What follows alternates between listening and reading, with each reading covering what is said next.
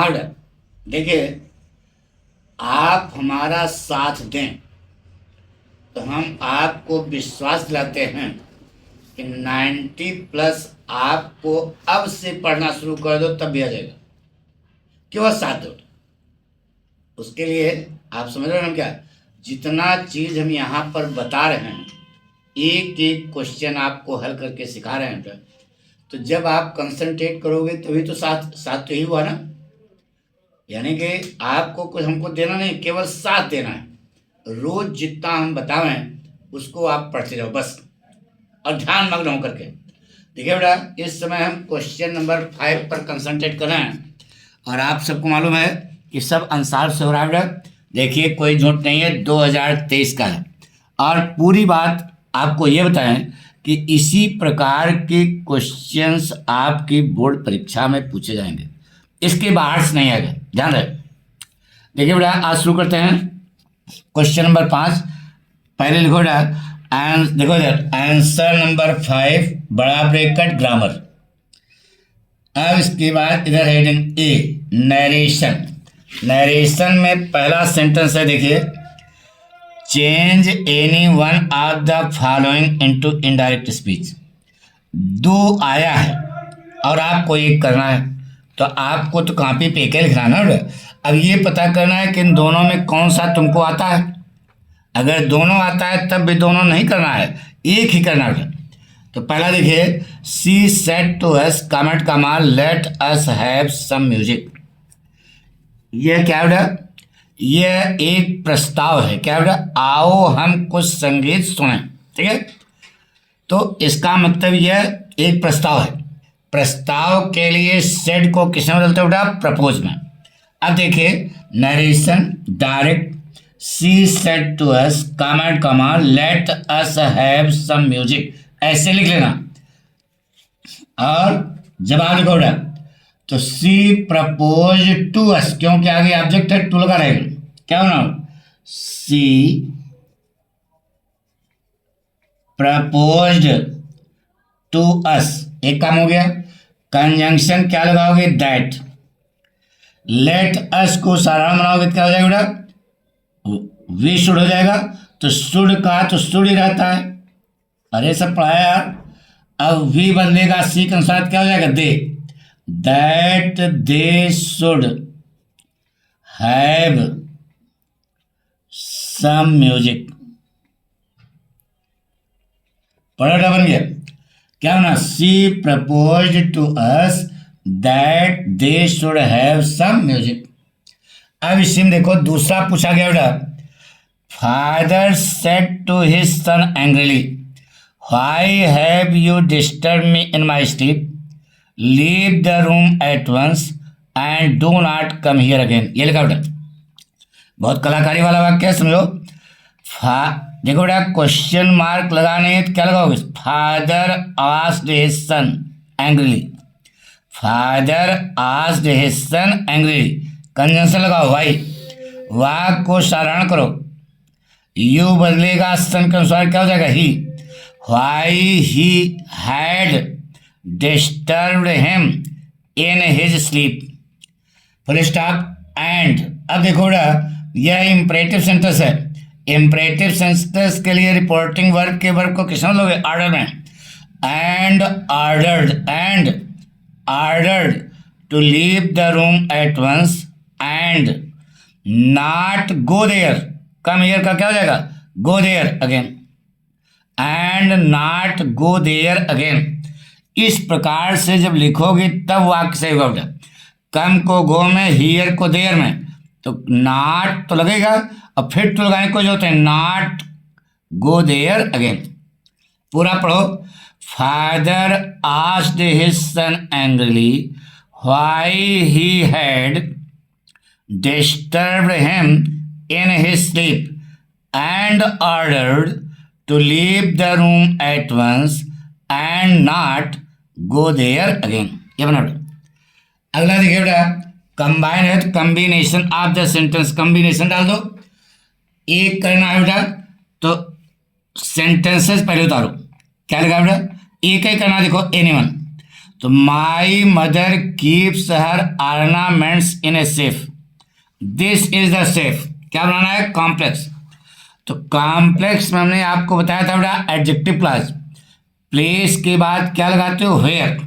तो सेफ एक स्थान है, अलमारी है, इसी के बाद क्या लगा दो? वेयर। दूसरा वाला वाक्य को सिखा के फिट कर दो। बोलो क्या बने बेटा? This is the safe. देखो पाठक की राइटिंग बनती नहीं बेटा, लेकिन ऐसे साफ लिखोगे फिर भी आपको नंबर मिलेगा। दिस इज द सेफ ना बेटा।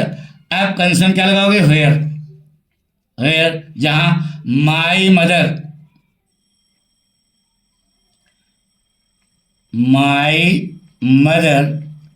कीप्स हर ऑर्नामेंट्स,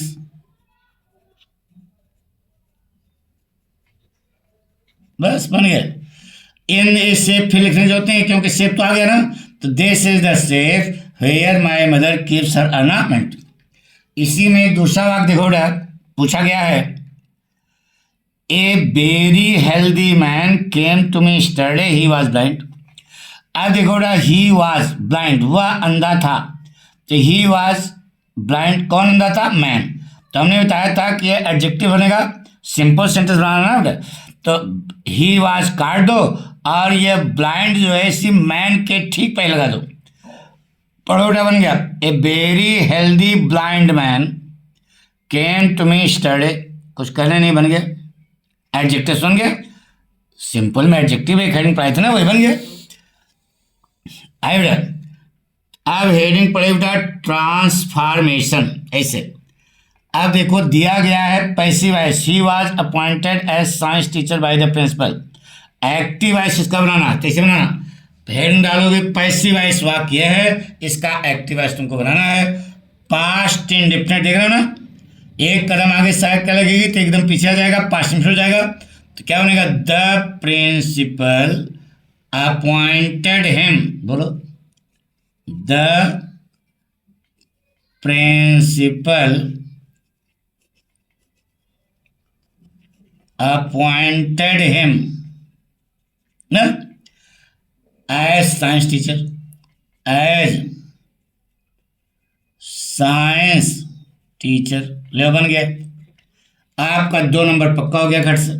नहीं, इसी में देखो एक और पूछा है बेटा, आपको she is too fat to run negative बनाना है। पढ़ा चुके सब बताया है बेटा। पढ़ के टू को सो में एडजेक्टिव अथवा एडवर्ब के तुरंत बाद दैट, क्योंकि वह दौड़ सकती है, फिर करता दैट के बाद आ जाएगा। प्रेजेंट टेंस है तो कैन नॉट, पास्ट है तो कुड नॉट। तो बनेगा she is so fat that she can not run.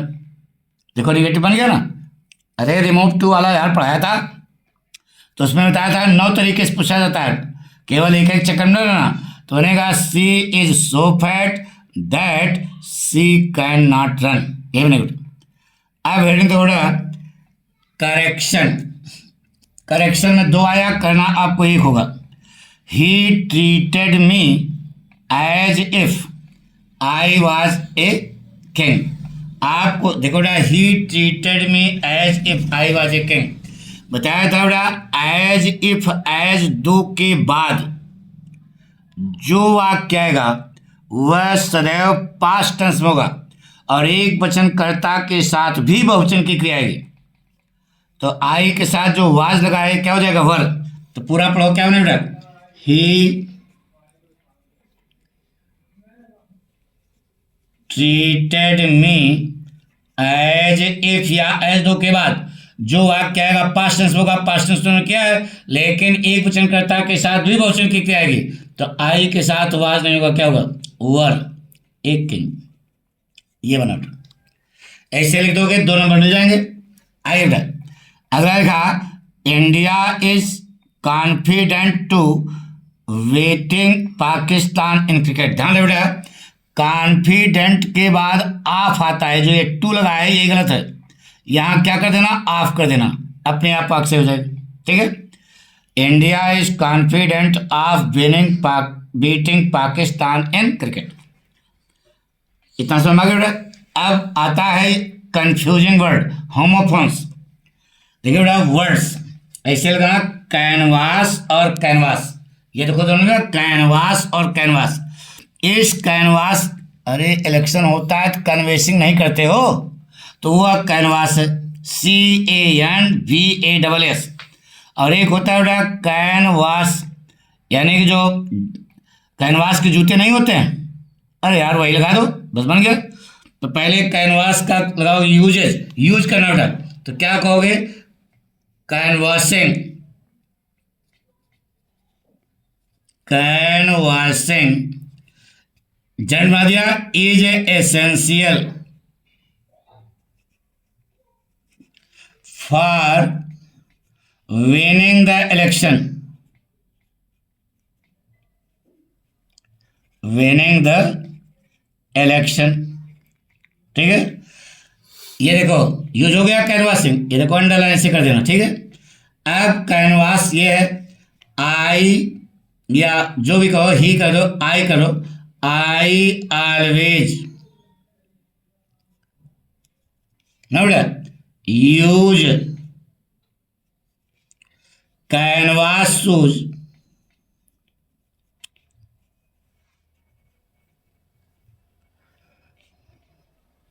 ना बेटा कैनवास शूज फॉर वॉकिंग, बन गया बेटा। तो कैनवास को सेंडर कर देना। हमारे कहने का मतलब ये है, इस प्रकार से अगर आप पूरा क्वेश्चन करोगे तो आपको इसमें देखिए एग्जामिनर कलम उठाएगा, सीधे क्या करेगा बेटा, जब चूंकि आपका सही है। अच्छा इसी देखो पहले ग्रामर पूछा था बेटा, अगर ग्रामर पोर्शन आपका सही रहता है तो फर्स्ट पेपर में थोड़ा बहुत आपने गड़बड़ भी किया है तो वह पूरा पूरा नंबर देता बेटा। सही है, सही है, सही है, सही है, बिल्कुल सही है। आपको 10 में 10 नंबर देगा बेटा, तो उसका मूड भी सही हो जाएगा और आपको पूरे पूरे नंबर देगा। Thank you.